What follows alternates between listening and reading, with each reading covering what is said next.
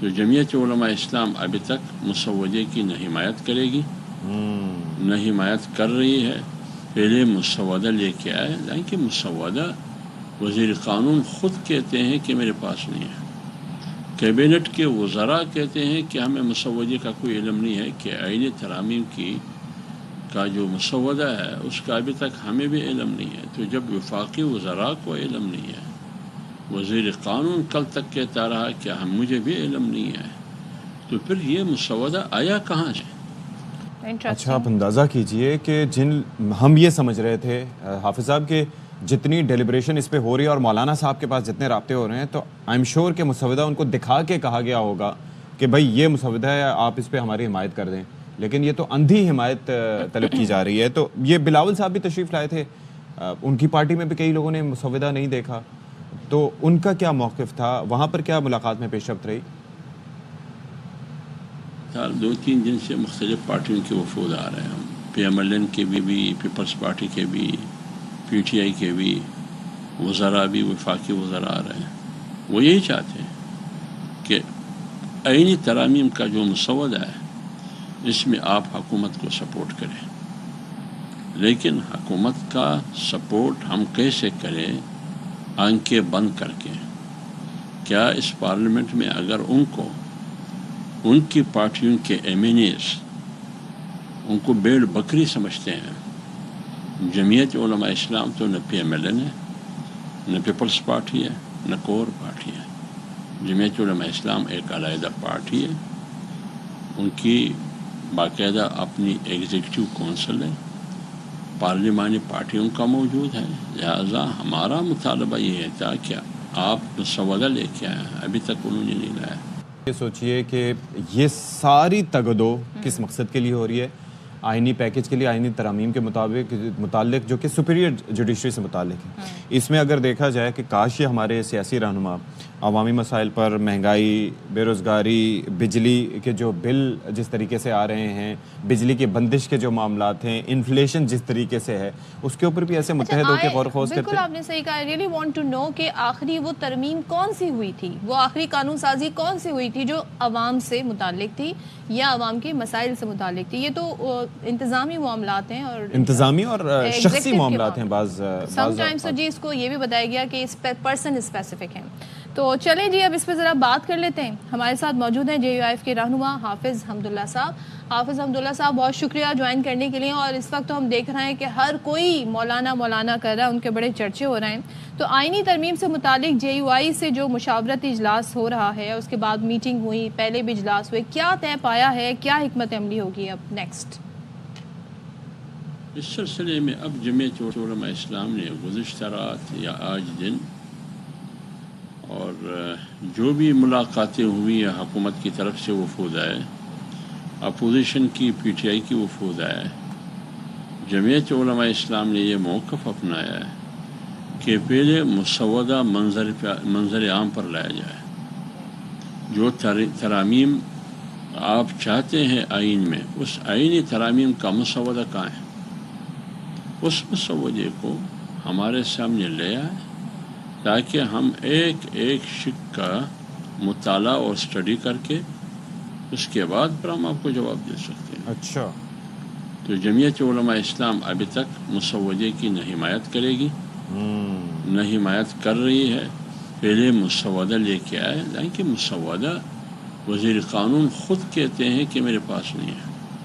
Cabinet کے وزراء کہتے ہیں کہ ہمیں مسودے کا کوئی علم نہیں ہے کہ آئین ترامیم کا جو مسودہ ہے اس کا ابھی تک ہمیں بھی علم نہیں ہے. تو جب وفاقی وزراء کو علم نہیں ہے، وزیر قانون کل تک کہتا رہا کہ مجھے بھی علم نہیں ہے، تو پھر یہ مسودہ آیا کہاں سے؟ اچھا، آپ اندازہ کیجئے کہ ہم یہ سمجھ رہے تھے حافظ صاحب کہ جتنی ڈیلیبریشن اس پہ ہو رہی ہے اور مولانا صاحب کے پاس جتنے رابطے ہو رہے ہیں، تو آئی ایم شیور کہ مسودہ ان کو دکھا کے کہا گیا ہوگا کہ بھائی یہ مسودہ ہے، آپ اس پہ ہماری حمایت کر دیں. لیکن یہ تو اندھی حمایت طلب کی جا رہی ہے. تو یہ بلاول صاحب بھی تشریف لائے تھے، ان کی پارٹی میں بھی کئی لوگوں نے مسودہ نہیں دیکھا، تو ان کا کیا موقف تھا وہاں پر؟ کیا ملاقات میں پیش رفت رہی؟ 2-3 دن سے مختلف پارٹیوں کے وفود آ رہے ہیں، پی ایم ایل این کے بھی، پیپلز پارٹی کے بھی، پی ٹی آئی کے بھی वज़रा भी वफाकी वज़रा आ रहे हैं, वो यही चाहते हैं कि आईनी तरामीम का जो मसवदा है इसमें आप हुकूमत को सपोर्ट करें, लेकिन हुकूमत का सपोर्ट हम कैसे करें? आंखें बंद करके। क्या इस पार्लियामेंट में अगर उनको उनकी पार्टियों के एमएनएस उनको भेड़ बकरी समझते हैं? जमीयत उलमा इस्लाम तो न PMLN है, न पीपल्स पार्टी है, न कोर पार्टी है। जमीयत उलमा इस्लाम एक अलहदा पार्टी है, उनकी बाकायदा अपनी एग्जीक्यूटिव कौंसिल है, पार्लिमानी पार्टियों का मौजूद है। लिहाजा हमारा मुतालबा ये था कि आप सवाल लेके आए, अभी तक उन्होंने नहीं लाया। आप मुसद्दे की बात कर रहे हैं, लेकिन सेनेटर इरफान सिद्दीकी साहब ये कहते हैं कि जब हमारी तमाम तरी मामला तय पा रहे थे तो उनका रिस्पांस बड़ा मुस्बत था मौलाना का। तो अब इस मुस्बत रिस्पांस की क्या इंटरप्रिटेशन है? क्योंकि उन्हें ये कहना चाहिए था, मौलाना कह रहे हैं जी मुसवदा सबके सामने पब्लिक करें, लेकिन ये कहा नहीं। अब वो ये कह रहे हैं कि मज़ीद हमने सोचा, ये तय हुआ कि मौलाना को मज़ीद वक्त दिया जाए। तो फिर ऐसे ही मामलात हैं हाफिज़ हम्दुल्ला साहब? देखिए, इरफान सिद्दीकी जो कहते हैं कि मौलाना ने कहा कि हमें टाइम दिया जाए, क्या मौलाना टाइम इसलिए मांग रहे हैं कि वो नींद के लिए टाइम मांग रहे हैं, सोने के लिए, या हलवा खाने के लिए, या चाय पीने के लिए? मौलाना किसके लिए टाइम मांग रहे हैं? मौलाना तो इसलिए टाइम मांग रहे हैं कि मेरी पार्टी है, मेरी पार्टी की एक मजलिस मुशावरत है, पार्लिमानी ग्रुप है, सेंट्रल एग्जीक्यूटिव कमेटी है पार्टी की, उसकी स्ट्रक्चर है तंजीमी, उसको इत्मीनान में लेना होगा।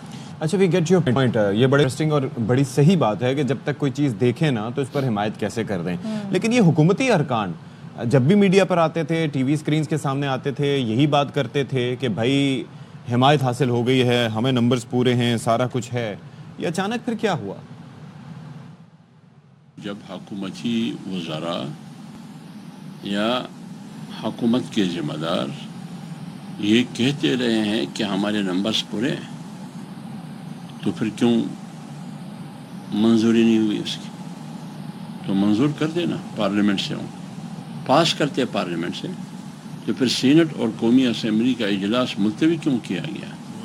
इससे मालूम यह हुआ कि इनके नंबर पूरे नहीं है। आज भी उनके वफाकी वज़रा कल कहते रहे कि हमारे नंबर पूरे हैं, आज कहते हैं कि हमारे नंबर पूरे नहीं है।